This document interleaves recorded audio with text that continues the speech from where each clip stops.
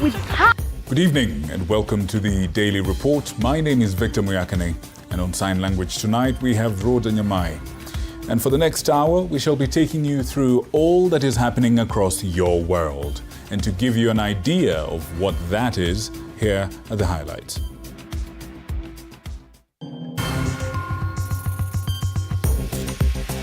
Tonight, post-mortem examinations have confirmed that the 6 victims of the Nandi helicopter crash succumbed to multiple traumatic injuries, among them severe burns. And President William Ruto has unveiled a new airport development plan, announcing that construction of the facility is set to start by June of this year as part of efforts to boost the country's aviation capacity.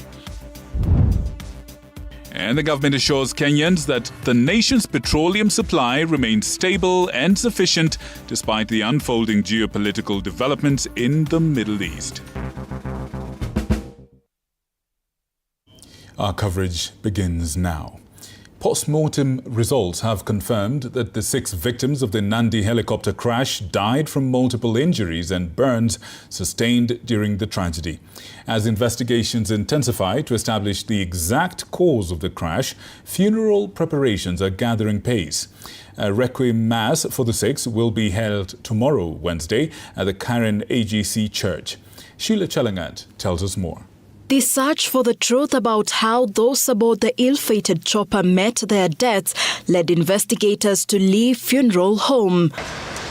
The post-mortem examinations led by government pathologist Johansen Odwor. This somber exercise bringing together experts and family representatives of the late MP Johanna Ngeno alongside relatives of the 5 crew members as authorities work to ensure proper identification. They died because of multiple injuries and burns, and these were caused by the helicopter crash. This confirmation now paves the way for the next chapter, laying the 6 victims of the crash to rest.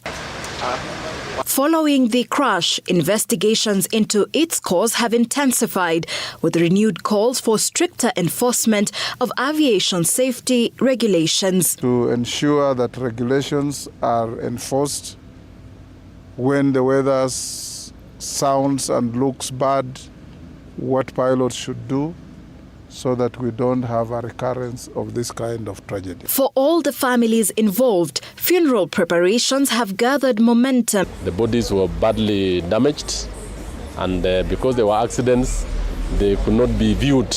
Remember, nobody has ever had the time to view, so they had to be reconstructed and be ready for tomorrow for viewing. Families, leaders and friends continue to stream into their homes, offering comfort and support during this difficult time. Johanna was a very gifted member of parliament, never speaking out of turn, never offending the standing orders of the House, and constantly consulting where he needed to consult to make rational decisions. I know he went all over the country sensitizing citizens, doing public participation, because for Ngeno, anything he believed in, he went all out. A requiem mass is expected to be held tomorrow, with National Assembly Speaker Moses Wetangula suspending Wednesday's morning sitting to allow MPs to attend the service.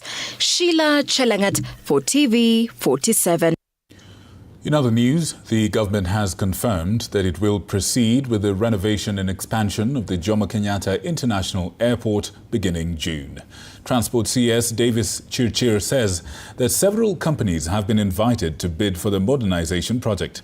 Meanwhile, the Kenya Airports Authority has clarified that the Adani Group is not involved in the project, stating that the previous deal was formally cancelled.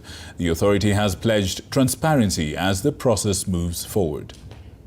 Hours after the Kenya Airports Authority dismissed reports linking Adani Group to the JKIA expansion deal, Transport Cabinet Secretary Davis Chirchir has clarified the government's position. The CS stated that the project remains open for competitive bidding, allowing other qualified companies to participate in the modernization and expansion of Jomo Kenyatta International Airport. Concerns had emerged over how the government plans to finance a multi-billion shilling mega project aimed at upgrading the country's main gateway. It's going to be one of the mega projects that will be happening in this country. And today we are in the media, and for the next several days we'll be receiving interested parties who may wish to participate in building a new airport and working with us the journey of recapturing our space in the aviation sector. With the construction timeline estimated at approximately 3 years, President William Ruto has indicated that the project is expected to commence in June, signaling that preparations are at an advanced stage. On the bigger scope of the expansion of a new terminal, which will happen simultaneously with the optimization that I've talked about, will be the development of a new passenger terminal, which will handle 10 million passengers per year, upgrade of taxiway system and development of new taxiway aprons and support facilities, development of essential support infrastructure, including upgrade of air traffic control, firefighting. Meanwhile, the Kenya Airports Authority has clarified that the government is no longer engaging with Adani, the company that had initially been linked to the tender to modernize and expand JKIA. In a statement to the newsroom, KAA emphasized that the airport expansion is a Government of Kenya-funded initiative to be implemented in line with established public sector policies and procedures. The authority further reaffirmed its commitment to transparency, pledging to keep stakeholders and the public informed throughout the process. Paul Kirobi, TV47. The Ministry of Energy and Petroleum has reassured Kenyans that the country's fuel supply remains stable despite escalating conflicts in the Middle East. The Energy CS, Opiyo Wandayi, confirmed that imports are secured through April of this year, insisting that there is no risk of immediate shortages. Michelle Njeri with the details. Tensions in the Middle East have intensified after reported Israeli airstrikes targeting key sites in Iran, raising fresh fears over global oil flows and shipping security. Despite energy analysts warning any prolonged disruptions around major supply routes could quickly ripple through import-dependent economies, the government says Kenya has secured sufficient fuel and reserves for months to come. In a brief background note, economists have already flagged Kenya's fuel market as highly exposed to external shocks due to heavy reliance on imported petroleum. Regionally, Uganda has also moved to reassure markets, saying it holds adequate fuel reserves while closely monitoring the evolving conflict. Despite escalating Middle East tensions, Kenya's fuel reserves remain sufficient to preserve immediate supply shocks, with precautionary measures in Kenya and Uganda ensuring regional energy stability. Michelle Mwangi, TV47.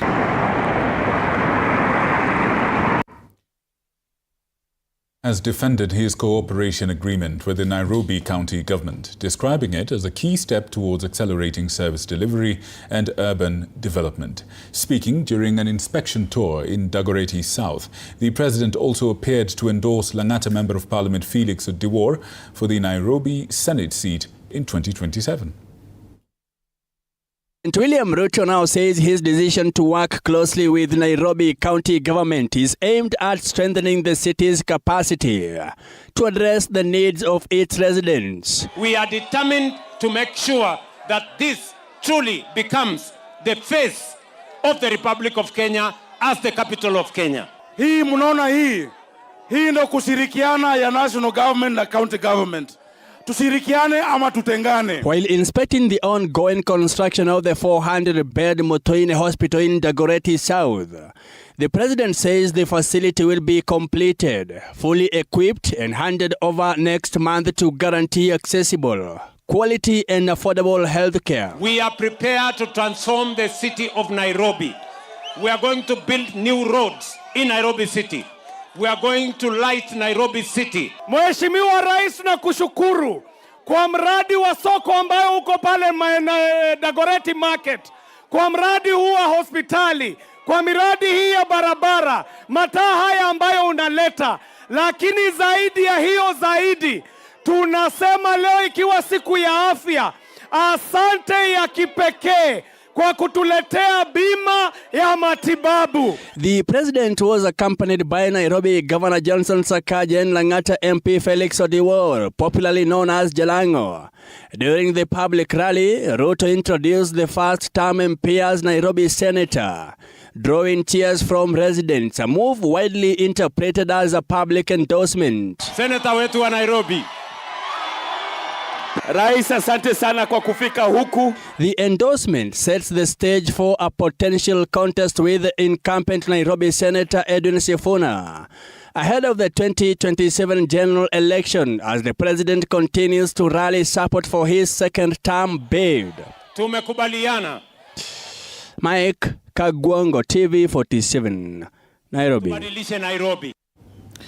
The High Court in Nakuru has ruled that 6 Kenya Wildlife Service officers must answer to charges linking them to the disappearance of fisherman Brian Odhiambo at Lake Nakuru National Park.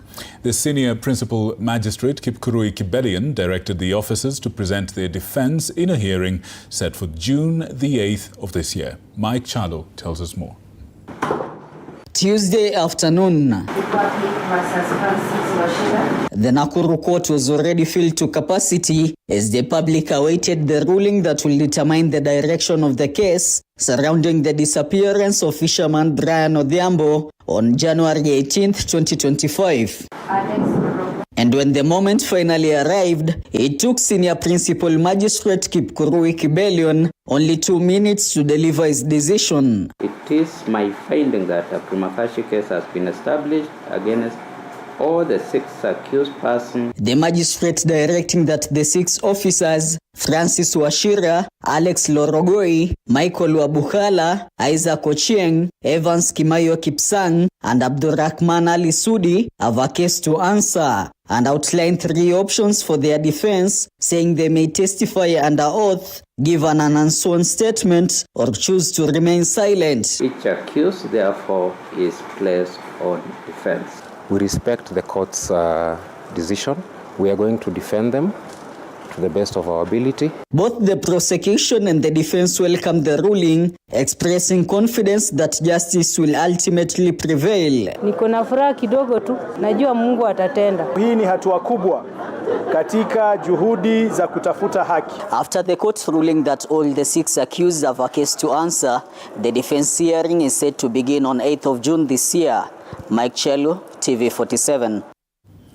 Controversy is emerging over the National Youth Service structures inside Karura Forest, part of Kenya's 15 billion tree campaign aiming to produce 1 billion seedlings annually.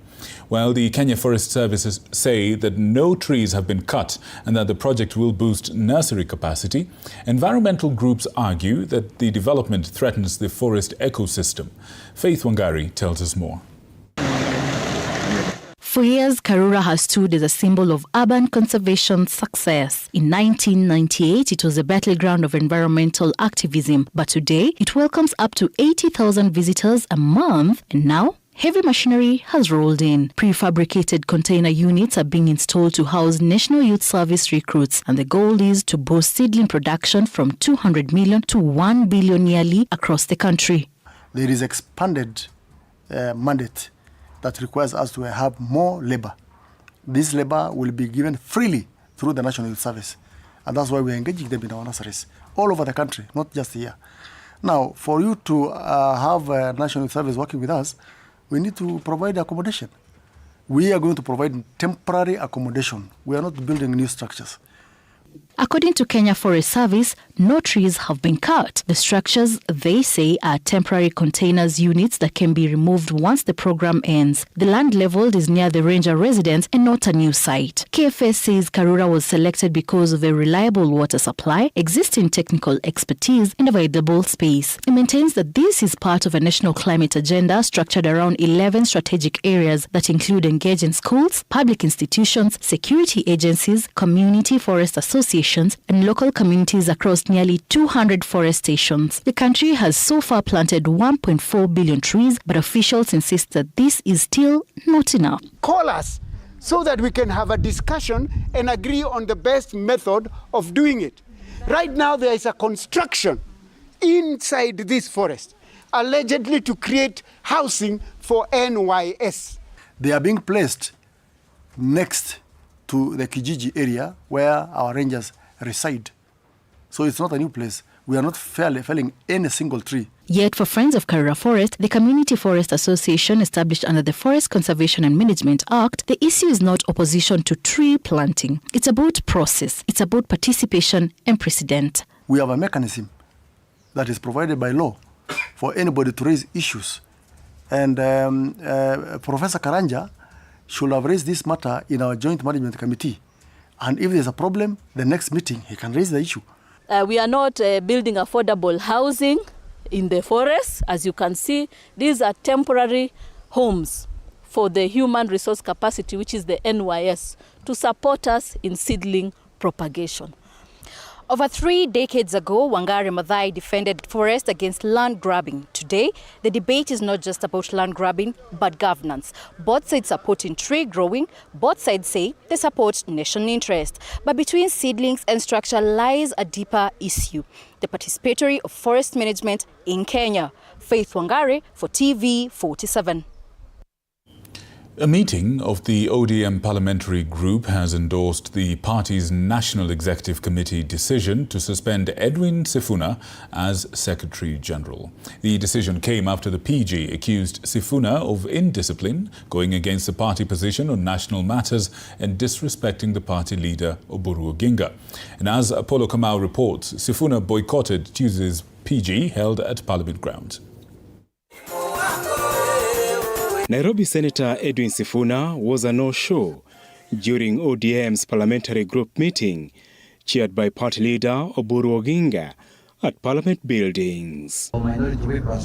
However, a section of Sifuna's allies, including Deputy Party Leader Godfrey Osotsi, MPs Caleb Amisi, Clive Gisairo and Wilberforce Oundo, attended the meeting that endorsed Sifuna's suspension as Secretary General by the National Executive Committee in Mombasa last month. They have endorsed the decision of the National Executive Committee of the party and the Central Committee on the decisions that they have taken in their last 3 sittings. This is after a heated meeting where Oburu and his allies read the riot act to Sifuna for indiscipline, disrespecting party leader Oburu Oginga and going against the party's position on key national matters.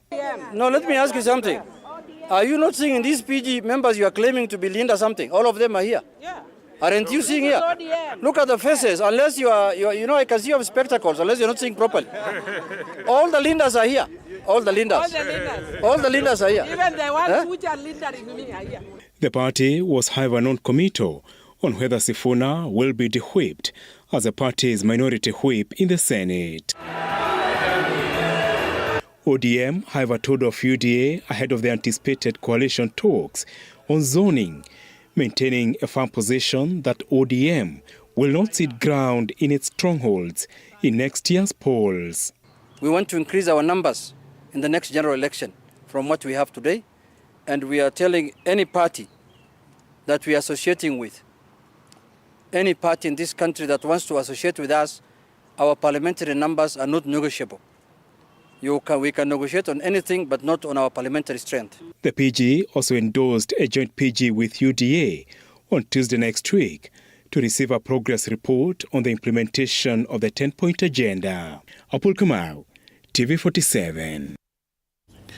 Rising student fatalities in schools across the country. This is a situation that's raising alarm. And a pressure group known as the Elimu Bora Working Group is now calling for urgent reforms to strengthen safety standards and ensure that schools provide a secure learning environment. This report was prepared by Mwaluse Meshak. Rising cases of student deaths in schools are now triggering alarm across the country, with pressure mounting on authorities to act. The Elimu Bora working group is blaming weak enforcement of safety standards and alleged negligence by some school administrators. Wakuu wa shule wamepewa the skills they require to ensure that they wana respond kwa mambo yale ambayo yanatokea shuleni kama vile emergencies. The lobby says at least 7 learners have died in the first term alone under different circumstances. Among the reported cases is Samuel Munyao, who allegedly died while at school. 3 students from Swikuru School who drowned while swimming in River Tana, and Brian Sifuna, who reportedly ingested laboratory chemicals. These tragic incidents compel urgent and uncomfortable national reflection, and serious questions must be addressed. The group argues that these deaths expose persistent gaps in supervision, emergency preparedness, and enforcement of school safety regulations. Tunataka kuona kwa shule haya mambo yanatimizwa. Tunataka kuona kweli kabisa kama kuna pesa zinatakikana za kuhakikisha tuko na nurses kwa mashule za boarding.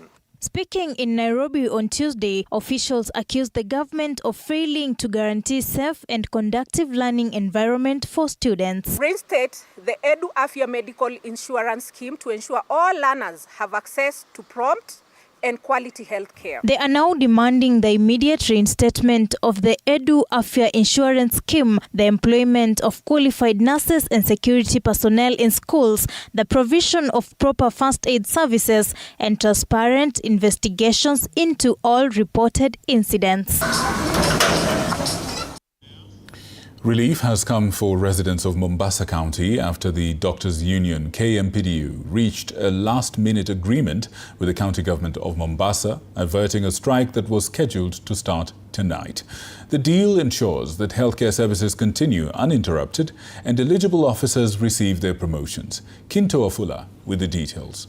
After a marathon meeting lasting nearly 6 hours, county officials and doctors reached a breakthrough in talks aimed at averting a strike that had been scheduled to begin tonight. The high-stakes discussion appeared geared toward diffusing tensions and preventing a looming healthcare crisis. Under the return to work agreement, the county government has committed to promoting affected medical practitioners and pursuing a long-term solution for doctors who have spent years serving on contractual terms. The deal seeks to transition them to permanent and pensionable employment, addressing one of the union's long-standing grievances. Will be promoted by 1st of April. That is a total of 105 doctors. And agreed that the remaining 20 doctors will get their letters of promotion by 1st of July 2026. On his part, Mombasa Governor Abdul Somad Sharif Nasir has defended his administration, noting that some of the issues that triggered the strike were inherited from the previous county leadership. He nonetheless assured the doctors of his commitment to improving working conditions and strengthening the delivery of quality healthcare services across the county. Ni deni ya zamani sana. So sisi tupofika tumepunguza ile deni, imebaki ni ya miezi miwili. Additionally, the county government has pledged to enhance accountability in health sector and shield medical projects from political interference, emphasizing that healthcare service delivery must remain professional and free from politics. And governor has agreed to support us that he'll protect the doctors in the hospitals from any political interferences or from any insecurity that may interfere with their work. Kinto Wafula, TV47, Mombasa.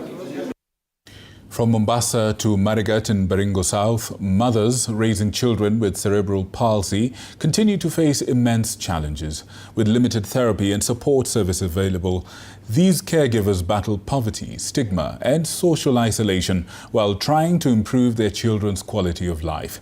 Here is Linda Alela with a story. Nasikia chungu sana.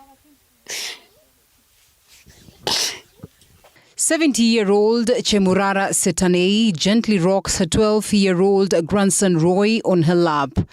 Chemurara has been his sole caregiver, lifting, feeding and comforting him without access to therapy or specialized medical care. Bibi ya kijana yangu anatupa mtoto yake. Hiyo kijana yangu anaenda kurogota mtoto yake. Anakuletea mimi kuanzia Nakuru mpaka Araba. Displaced by banditry from Kapindasum, poverty forced the family into a small kitchen structure that now serves as their home. Roy is not the only child with special needs under her care. One grandchild recently lost her sight and another is deaf. Often a single meal of porridge sustains them for the day. Aya anajaribu kutafutia hii mtoto hata masaidizi. Hakuna. Anapeleka mimi naenda paka Kabarnet kwa Mutai. Anamwambia mimi wacha tume hii nini paka wapi paka Nakuru Nairobi. Her story mirrors that of many mothers across Yetoi and Marigat.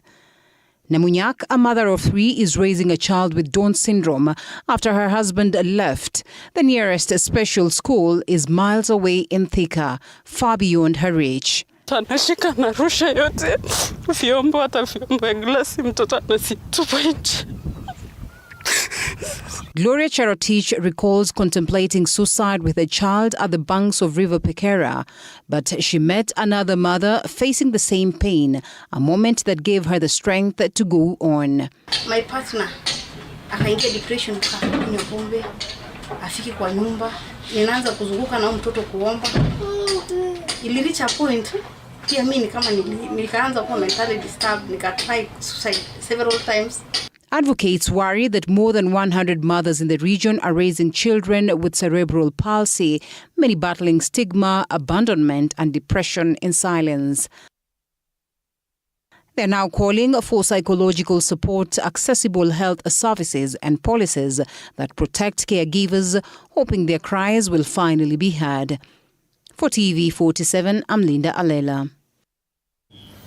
A Nairobi family is demanding answers after a 9-month pregnant woman, Fiona Munai, died following a tooth extraction at Mama Lucy Kibaki Hospital. While the family claims that they were not consulted and that her condition worsened post-procedure, the hospital officials insist that she arrived in critical condition and received immediate care. Suzanne Locho reports.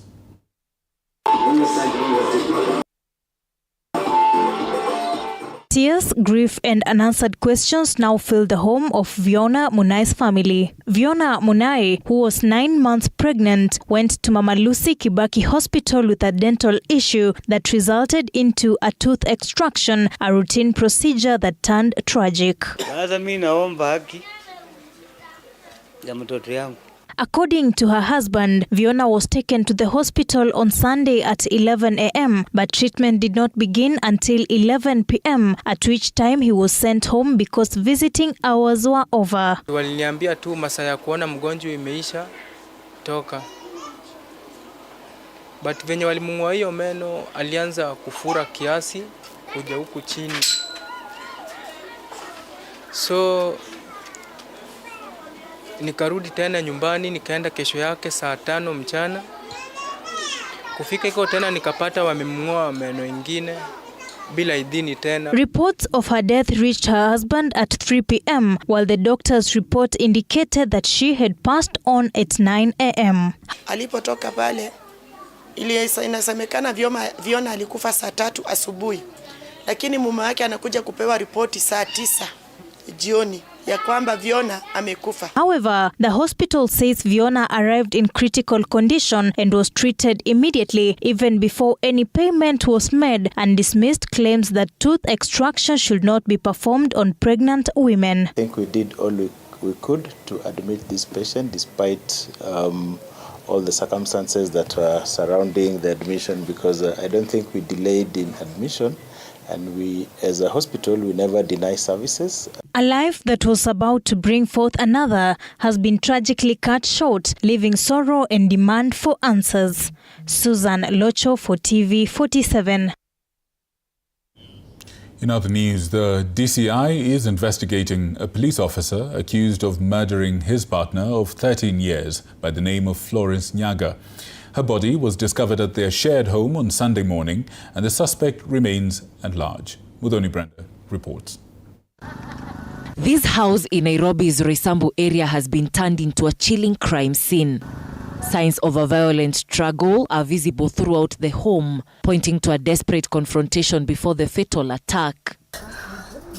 Florence, a well-known saloonist in Nairobi, is alleged to have been murdered by her long-term partner Daniel Masharia, an officer attached to the Directorate of Criminal Investigations. A post-mortem exercise conducted on Monday revealed that the saloonist died from excessive bleeding after being stabbed 4 times. According to her family, the couple has experienced long-standing tensions and conflicts over the years. First time nilikuwa nimekuja kuona mama na mtoto wangu. Na hiyo time nimeingia mlango iko imefungwa, nikaingia, nikakuja, nikaketi like on that seat kwa kila vitu chini. Hii mlango ilikuwa open. Then I see my mom akianguka from the bedroom na nitake imemrusha. Then when I asked, sasa venye wali notice niko hapa, wote wakakuwa tuleza. My mom was like, usijali. Alikuwa amemweka baridi. Angeongea na mtu. Hizo story nimepewa sasa. Kwa sababu nampigia achukue. Nisemeza kwa nifia. Nimeona missed call. Lakini nitakucall. However, on Friday, those tensions are said to have escalated dramatically. Sasa nikimpigia alikuwa ameketi kwa kiti tu ako so worried. Kamuuliza ni nini mbaya. Nawe so Dan akipita akamuuliza unaongea na nani. Then mama akakuwa like sinaongea na Michelle, kwa nini naongea kwa naongea na yeye. Akamwambia pana, acha kuongea na watu. Mama akaniambia ki Michelle, ukiweza kuja tu tuongee mambo juu imesindikana. Then after that, Dan akachukua like the phone, akachukua simu, akaniambia acha kuongea, tutasol mambo, then tukupigie. Her daughter says that was the last time she spoke to her mother. And when repeated phone calls to both her and the officer went unanswered, she decided to visit the house with her aunt, only to be met with a scene that left them devastated. So kwa alikuwa amefunikwa, hatukuwa tumeona amestabiwa kwa roho. The main suspect is reported to have gone into hiding following the incident. The guy mwenye ameua mamangu, najua utaona hii ni news. Itakufikia. Na ukipata hii news, honestly nilikuwa nimeanza kuwa attached. Muvoni Brenda for TV47. On that rather poignant note, we want to take a bit of a break. We'll be right back with more after this.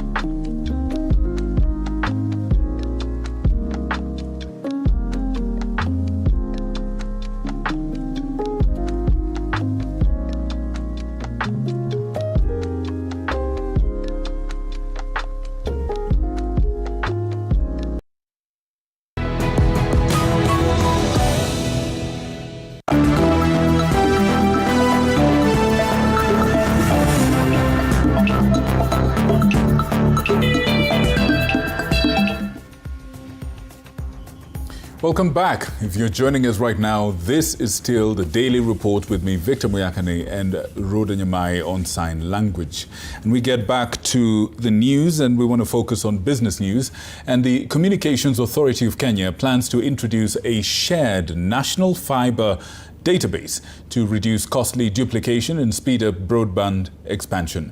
The platform will apply the open fiber data standards to strengthen mapping and coordination of infrastructure across the country. Officials say that this move is expected to unlock more efficient investment, ensure smarter deployment of fiber networks, and support Kenya's next phase of digital growth, including enhanced 5G rollout and improved connectivity for enterprises and households nationwide. Kenya is moving to streamline management of its rapidly expanding fiber network amid concerns over fragmented data and overlapping infrastructure deployment. Terrestrial fiber networks essential to our national broadband system remain largely undocumented and inconsistently reported across operators, hampering informed decision-making by multiple stakeholders. Director General David Mugonyi says the new framework will create a unified format for capturing and sharing fiber information among licensed operators. We cannot collectively continue to operate with this level of confusion, waste, and inefficiency. But then this is not possible when we don't know the kind of fiber infrastructure we have in the country. Supported by the Kenya Digital Economy Acceleration Project and the World Bank, the phased rollout is expected to lower capital waste, improve planning efficiency, and accelerate nationwide broadband and 5G connectivity. Hibak Saeed for TV47. Kenya Breweries Limited is deepening its events-driven marketing strategy, committing to partially sponsor the 2026 World Rally Championship, or rather the Safari Rally. The brewer says that aligning with high-energy experiences like the rally is the key to expanding its consumer base and strengthening brand visibility. KBL plans premium fan zones and responsible drinking campaigns to boost engagement, positioning major sporting events as a central pillar in its long-term market growth strategy.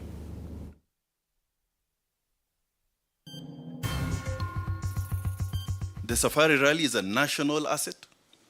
And since its return to the FIA World Rally Championships calendar in 2021, it has grown into one of the most attended and most watched events in the country.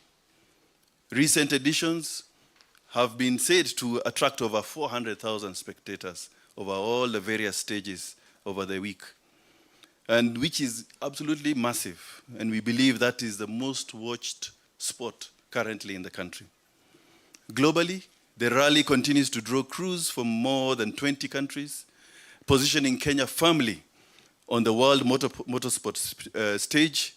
Beyond the attendance of the event, the publicity it attracts both through mainstream media and digital channels plays an important role in amplifying Kenya's visibility to millions of viewers worldwide.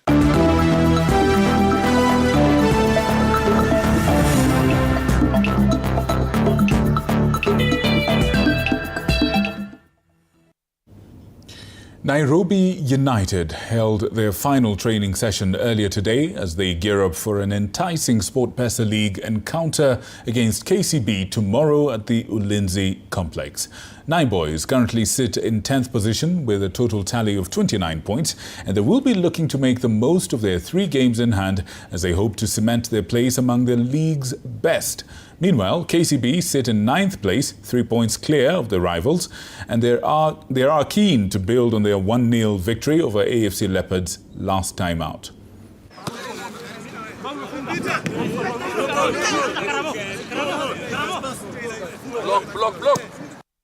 Ni fixture yenye naweza sema ni tough, inataka mental strength, ni game ngumu to me.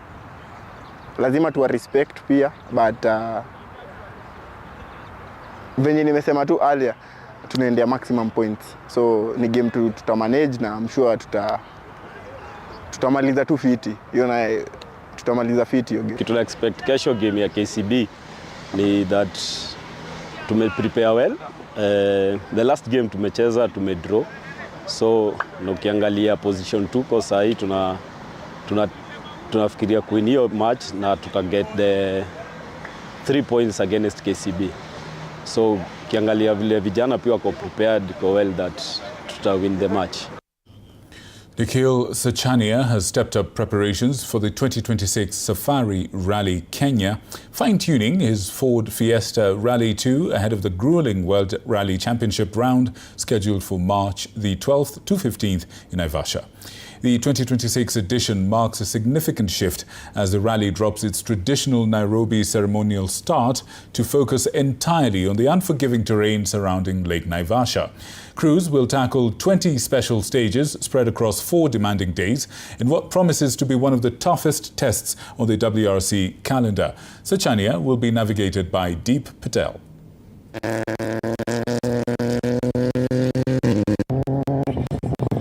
For us, it's just a matter of making sure the car is performing at its best, and us approaching the stages with our minds rather than just going full out crazy. We don't want to do anything silly. We want to bring the car home. We want to put in a good performance and entertain the fans and try and perform the best we can. We're looking at a podium. I'll be very, very happy.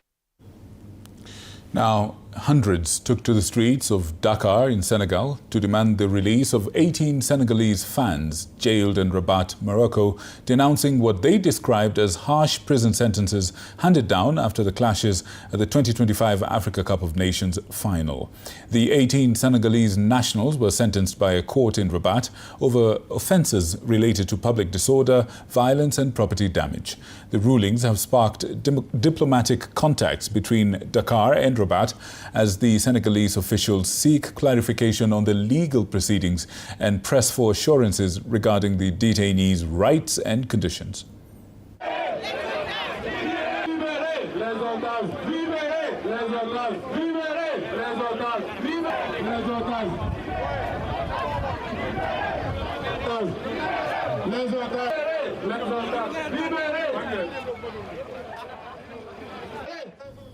English Premier League action continues tonight as Wolves host Liverpool in a high-octane matchup at the Molineux Stadium. The Reds are looking to climb to third in the standings, while Wolves remain on the hunt for their third win of the season as they hope to keep their fight against relegation alive. In other fixtures, Everton will host Burnley at the Hill Dickinson Stadium. Bournemouth will lock horns with Brentford at the Vitality Stadium. And Leeds United will round up today's fixtures as they battle Sunderland in what promises to be a high-octane matchup, the second of the night.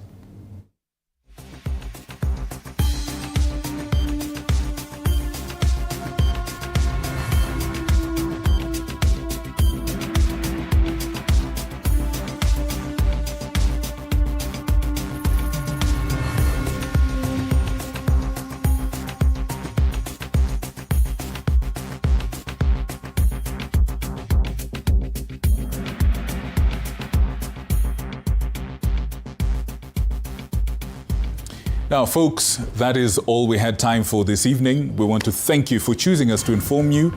And from all of us here who made this a reality, we want to say once again a big thank you. And may God bless you and may you have a good night.